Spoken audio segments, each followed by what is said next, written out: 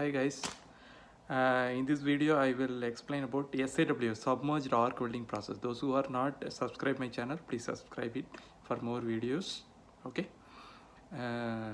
SAW, we all hear about this SAW, submerged arc welding process.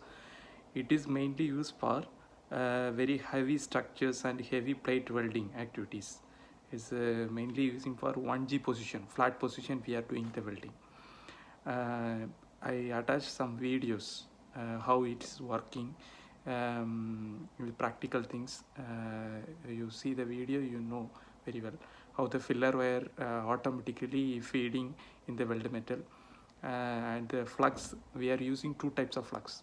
One is agglomerated and the another one is flux, fused flux. Agglomerated flux is mainly they are using. It is easily crushed. It is very soft and we have to easily crust. I will show the flux. This is the flux. Okay, this is I got from the profile. After welding completion, the flux, that is slag, removed from this weld metal.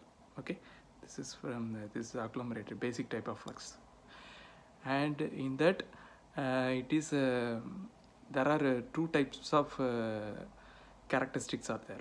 One is flat characteristics, that is constant voltage process, and another one is constant current process.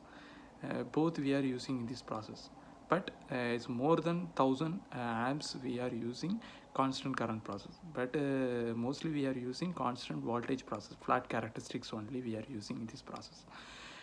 This is a filler wire. We are using EH12K. This is 4 mm, 3 mm, like this diameter we will come. It's continuously from the roller it is feeding. Then we have to welding this by using the flux. It will arrest, it will shield, flux will shield the atmospheric contamination, everything, and the weld metal without defects. We will get a good profile as well as sound metal also we will get. Please see the attached video, you will know. Okay, thank you.